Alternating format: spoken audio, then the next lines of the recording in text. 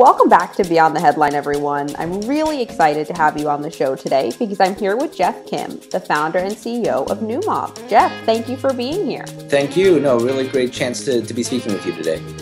I'd love to kick off with an introduction to Neumob and the giant problem that your team is solving for all of us.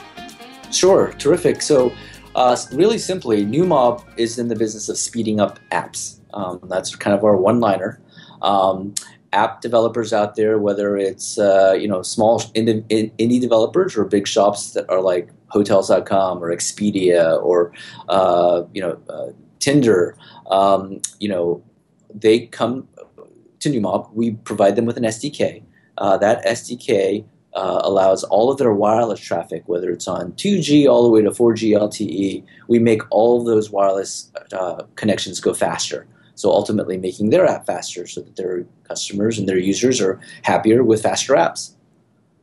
I was sharing with you before we got started, when I first heard about Neumob and I thought of it for myself as a consumer, I thought, oh, that's great. I don't have to wait for Instagram anymore. And then a couple of minutes later, I thought about the global application of what your team is working on. And I had such a whoa moment where I was like, wow, this is going to be big. Can you tell us about your global perspective and why this is particularly important in other nations? Sure. No, absolutely. I think everyone kind of realizes now that mobile is eating the world. That we've been in the kind of the PC desktop world for the past 2 decades, but a lot of kind of first-time internet-connected users are coming online and they're skipping the desktop and going straight to mobile. And so we'll talk a little bit later about it. But when we talk about mobile first, that's the kind of the key thing these days. It really is a message about the global first. That the next billion users around the world are not in the United States or not in the core areas like the United Kingdom. They're in the fringes, the edges, and it's a really exciting space to play in because we're enabling all of those users to come online. I'm really thrilled that you mentioned that because that's one of my favorite quotes that you've shared. If you want to go mobile first, you have to go global first. Can you give some examples, Jeff, of companies that you've seen doing that in a great and very effective way? Sure. 2 kind of categories of companies. I think there are some small startups that have figured out, hey, the U.S. is a really competitive environment, and instead of coming up with a new dating app for the U.S. or a new messaging app for the U.S., they've tailored things specifically for international markets. So instead of being the Pinterest of the U.S., I've worked with one startup where they're like, you know what, we're going to be the image sharing or Pinterest of Brazil or the Pinterest of Germany, and it's worked out really well for them. And then on the flip side of really huge companies, the company that comes to mind is obviously Facebook. Everyone knows Facebook and whatnot. But, I would say this whole global first message is really strong, resonates strong with them. And the fact that they already have 1 billion users and they've already kind of come out publicly and said that our next, couple billion users are going to be in the emerging markets, in all these regions that are coming online. And so they come out in the news that they actually make sure that all of their apps work on 2G networks. They in fact set up on their Facebook campus wireless networks that are only 2G, so that their engineers know what that kind of experience will look like. And that's pretty telling. The fact that that it really is a global first problem that we're tackling out there. I love that you mentioned the 2G networks and Facebook optimizing for that, because in learning about Neumob, that's something that really stood out to me. It's not something, to be honest, I think about often, because if I wait 10 seconds, I'm like, oh, I'm closing this app. I can't use it. Can you give us a glimpse of what connectivity is like in emerging markets and then how Neumob accelerates it? Sure. I'll give you an example. We're working with one weather company, weather app. There's only a handful, but you can probably guess one of them. Like here in San Francisco, where I live, you look up the weather and it should pop up, right? 1-2 seconds maximum. This company in India, people are waiting 30 seconds for the weather on 2G net, literally 30 seconds. I was actually pretty surprised by that number. And then we work with them, and we could get it down to like 20 seconds. And then we go Wow. back to the customer, and we're like, "Are you happy with 20 seconds?" And they're like, "Well, we're really ecstatic because they don't have to wait 30 seconds." So that's a pretty, again, interesting story when you say that users are out there literally waiting 30 seconds to get their weather updates. And I think it's really important to consider that when you think of expansion, because just because it loads here doesn't mean it's going to load there. I can tell you right now. I mean, forget even the hard to reach places like India or Vietnam or places like that. I travel to London quite often. We have an office there. I will say, when I'm here in San Francisco or New York, in fact, I load up Uber, and it's pretty quick most of the time. Even myself in a well-developed nation like London or the UK, my Uber experience is vastly different than it is here in San Wow. Francisco. So, like literally, the maps won't show up, the things won't pop up. Uber's not a customer yet, but yeah, you can see that there's so much more improvement that can be done globally. On that note, I don't want to dive in too intensely to the back end work that you guys are doing because I know it's super intense. But can you give us a glimpse of what's happening at Neumob HQ and the giant problem you're breaking down? Sure, a little bit about the technology then. Yes. Okay, terrific. So, not to bore you with too much geek speak. Fundamentally, it comes down to this: the underlying protocol, the technology that the internet is based on, and also the mobile internet is based on, is TCP/IP. Originally created in 1973. So here we are, 40 years later. Our entire infrastructure of the internet and mobile is based off of a protocol that was created 40 years ago. Fundamentally, that protocol, that technology was created back then because you had really narrowband connections, and so it was designed to be very chatty. And what I mean by that is a lot of back and forth of like, I'm sending data. Did you receive that data? Did you get this packet? Okay, I'm going to send the next one. And so a lot of that overhead is unnecessary now in today's world. And yet we can't change that protocol because we have literally trillions of dollars of infrastructure out there that is based off of this technology. What Neumob basically does is by deploying our own software in mobile apps and then also on the back end, we are, in respect, kind of replacing that old technology with our own. And so think about all the advancements that we could have possibly have been made over the past 40 years. We don't use standard internet technology. We don't use standard routing. So by layering in our own technology, we can do things, make things much faster. So a real kind of practical example of that is TCP/IP. You send packets, which are like these little units of data, and it starts off with something like 10 packets because that was a safe number. Actually, it was one packet way back then, but it's been optimized to say 10 packets is a reasonable number to send over the wire. Well, with our technology, we can detect that you are on AT&T and you can handle 100 packets. And so we are able to send down 100 packets because we have that intelligence. So that's an example of one of the things we do. I'm so shocked to hear that that has not been improved until you guys for 43 years. So there are other technologies out there, like hardware plays, like from Cisco or Riverbed or Bluecoat, where you sell hardware and you put one piece of hardware in like a branch location at a bank, and then you have another piece of hardware at headquarters. And because you have those two pieces of hardware, you can kind of replace it. But the general internet and the general mobile, you can't deploy hardware everywhere yet. And that's kind of what we kind of do with our software. And you've shared that before in a great fireside chat, actually, that a lot of times when you were first pitching this, people kept coming up to you and saying, well, if this is such a huge problem, why didn't Google or Facebook tackle it? So, excellent question. I think it comes down to a couple things. focus. You know, we are. This is our core focus. This is what we do, and we're going to focus on it and make sure the technology works. Um, I'll focus on Facebook again.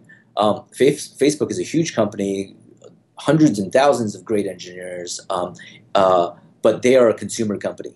So a good example of that is this past year they shut down a thing called Parse. Okay, and Parse was a B2B infrastructure software to allow mobile apps to be created. And that is again telling in the fact that Facebook has decided, hey, our focus is to build a social network. We're not in the infrastructure play. Same with Google. Google is a different type of company. They experiment all the time and open up projects and close them down. But anything that's really commercially viable, it's not, again, their focus. So our ability to really focus in on this problem and come up with a problem specifically, or solve this problem specifically for app developers, it gives us this strength. When you think of that strength too, can you share some of the primary goals your team is working on right now? Sure. You know, we've been around for about 2.5 years. The first year was really just, getting our feet on the ground to figure out what our overall plan was. This year is getting the product technology out there. And we are having loads of fun actually working with app developers and seeing how they're developing their apps and adapting and changing our technology to work with them. And I'll say app development out there, it's the wild, wild west. Everyone is doing all sorts of crazy things and using brand new tools, and that's also what's making it exciting, as well as a huge opportunity because there is no standard.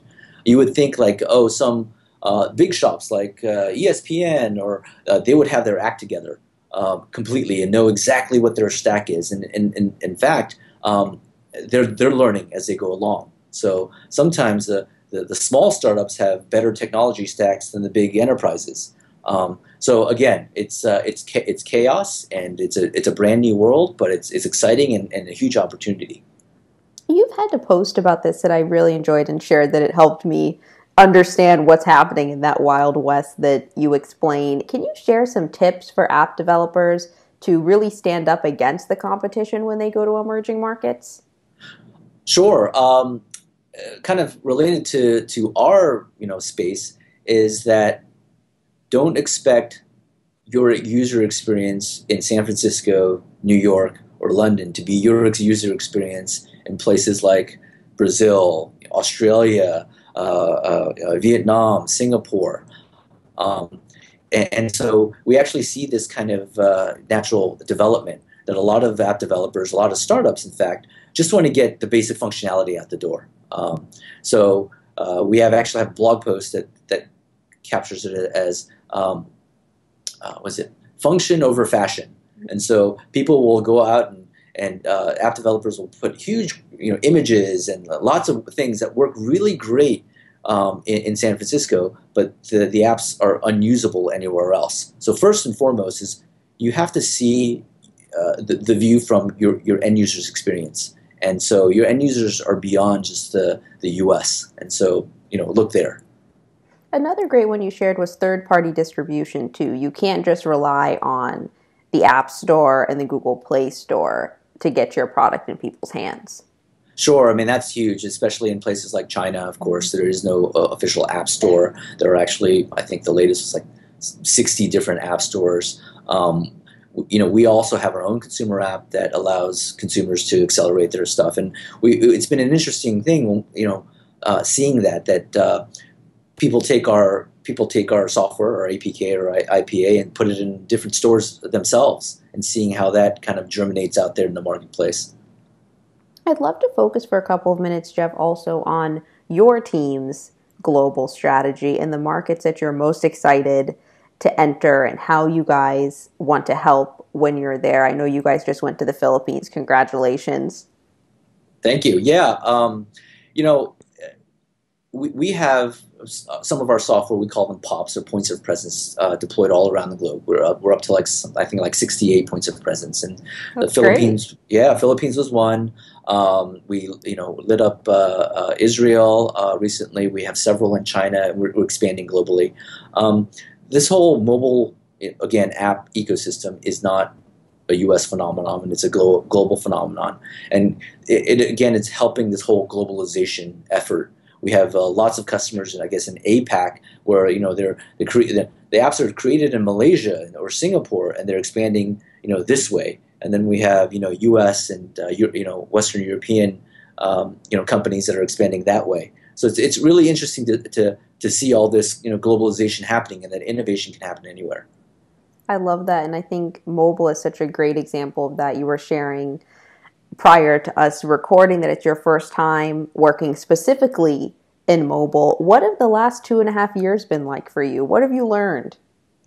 I Mobile is an exciting space, brand new. A lot of the core ecosystem places are still being worked out.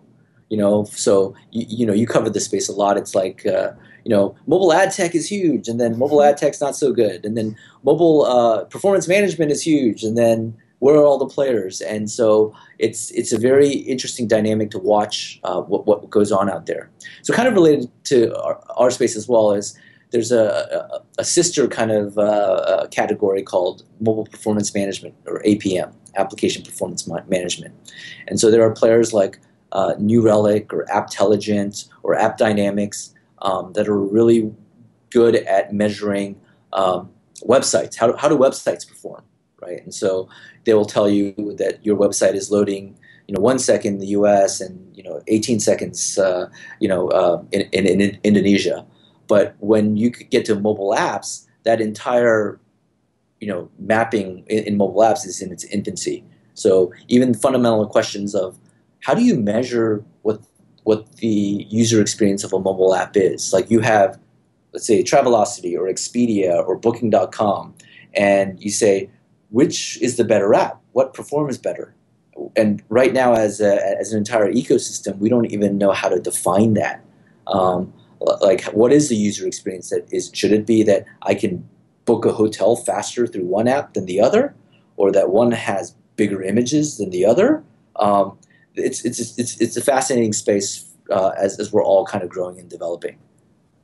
Now I'm thinking about that. I think I would go with booking a hotel faster. Booking it faster. All right. Very Yeah, but I good. guess if you can't see the hotel that much, what if you don't book the right? I don't know. That's your next solution. That's next on the roadmap. As you've been navigating all of this, Jeff, has there been one thing that surprised you most? One thing that has surprised me most, um, I guess it comes down to mobile tech is hard. That's really, I've been in the website kind of space for close to 2 decades now. Even in our kind of business plan as well as our technology roadmap rollout, we've had challenges this year. And it really comes down to things that are quite obvious, which is Android's very fragmented. We initially launched our technology, our minimally viable product. We launched that to market, and we're like, wow, it doesn't work on this version of Android with this chipset, or it works differently than Intel-based devices than ARM-based devices. Things that really didn't have, we didn't really have to consider in the website world. Or that our software has to always be reliable, and yet you have apps that are going to the foreground and background, and other apps are running at the same time. The tech has been very hard. And then the other thing, which is not tech, is hiring. For other entrepreneurs out there, hiring is always difficult and hard. And I would say, your plan, that you set out, delay it by 6 months because you're not going to be able to hire fast enough. I love that tip, and it was something that I wanted to dive into when you mentioned hiring. Everyone says that you should do your best to match your hiring to your product. How do you make sure that you're bringing on people at the right pace so you're not elevating your burn rate too much, but you're also not really burning out your engineers or your salespeople? Yeah, I think that's it's something that I'm learning along the way. And still, I think I am burning out my engineers, to be quite honest. So there's been different schools of thought. I've met with some CEOs here in the Valley, where they're like, "Hey, the first batch of engineers, I'm not going to hold the caliber of talent really high because we just need to get out to market. So they'll just bring on engineers. In fact, I've met some, and they're like my first 20 engineers. I wasn't looking for superstars. I was just looking for someone that could just, hold an oar and come on board. I've been on the other end where we've decided to keep our caliber really high and only on board specific types of people that have our skill set or domain knowledge, and it has significantly delayed our hiring. But the code, the technology that they can build has been a lot higher. So again, you can pick and choose your strategy, but definitely have one and pick one and then plan around it. So by realizing that we're not going to be able to hire fast enough, I've had to make sure that from a financial standpoint, like you mentioned, that I have extended my runway with more funds to be able to accommodate for that. And then when it comes to bringing individuals on the team, I love how you shared that you guys have had a really high caliber, even if it means that it's slower.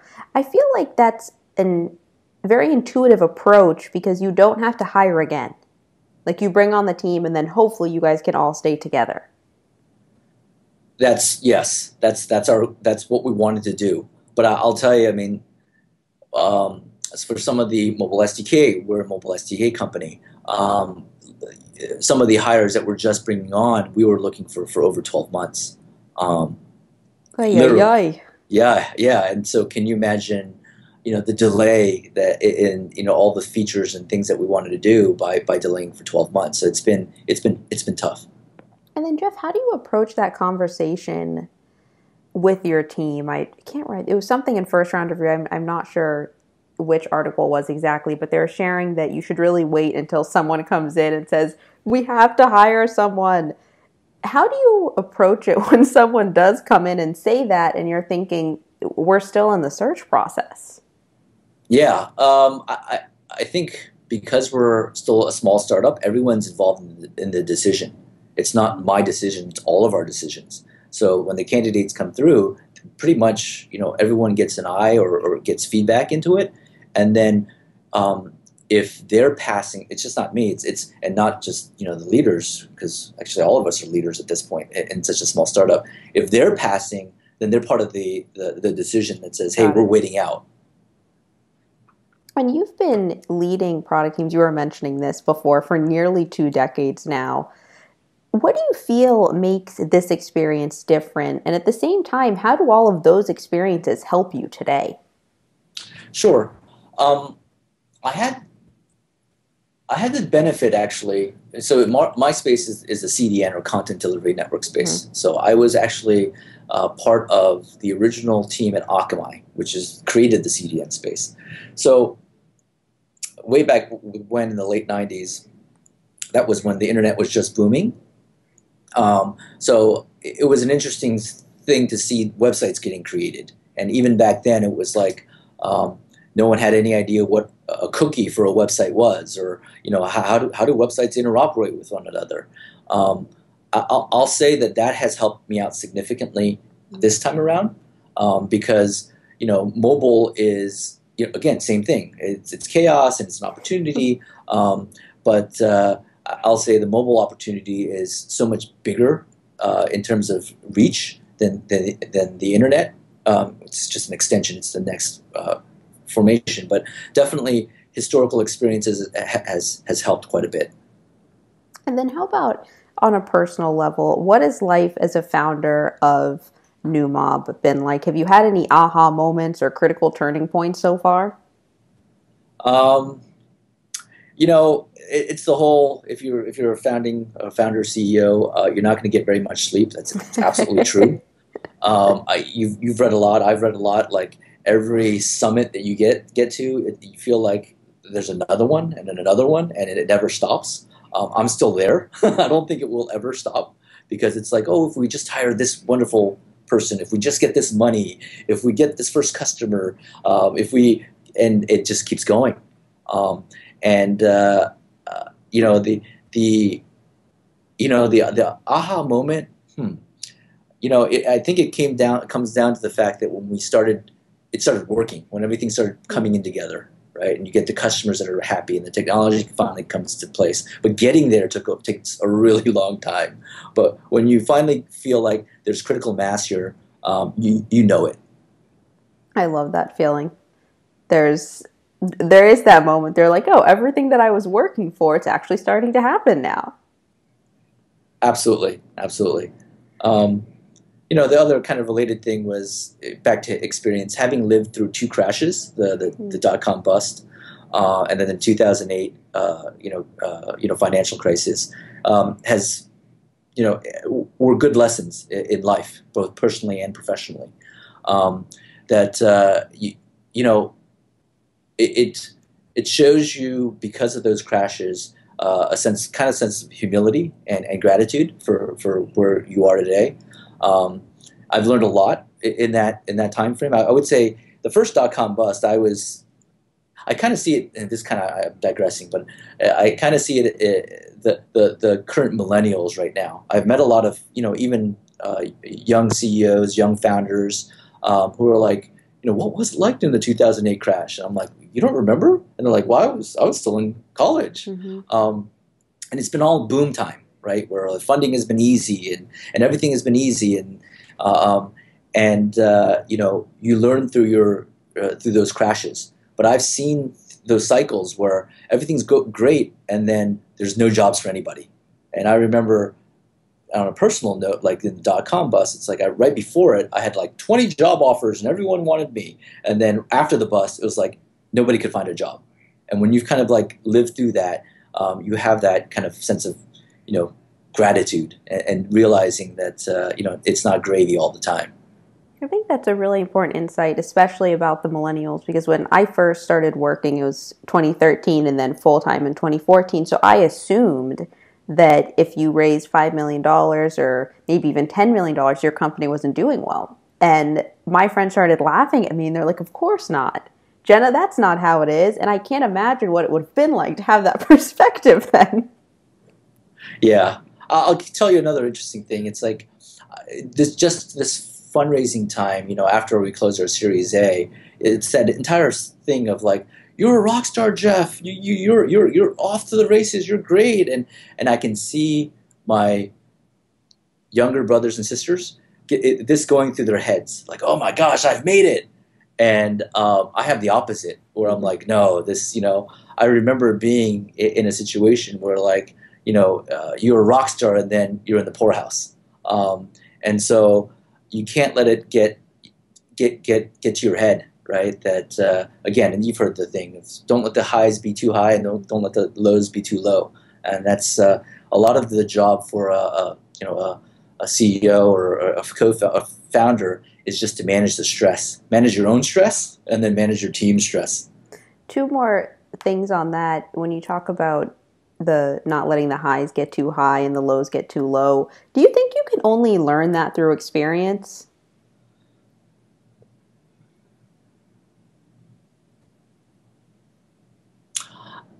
I don't know how to answer that. I think experience helps. When you've like crashed and burned. I think it teaches you a lot. It does. It definitely does, right? So Yeah, I was thinking that experience plays a big role. yeah, definitely. It shows you both sides of the equation kind of thing.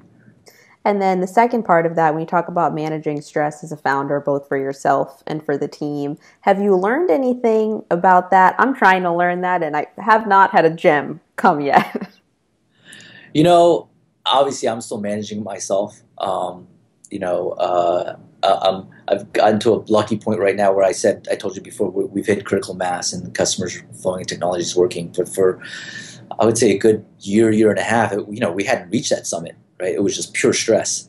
I think I took a thing from like Mark Benioff at Salesforce, where he does his yoga, like 30 minutes a day every day. And I remember in one quote he's saying that was it.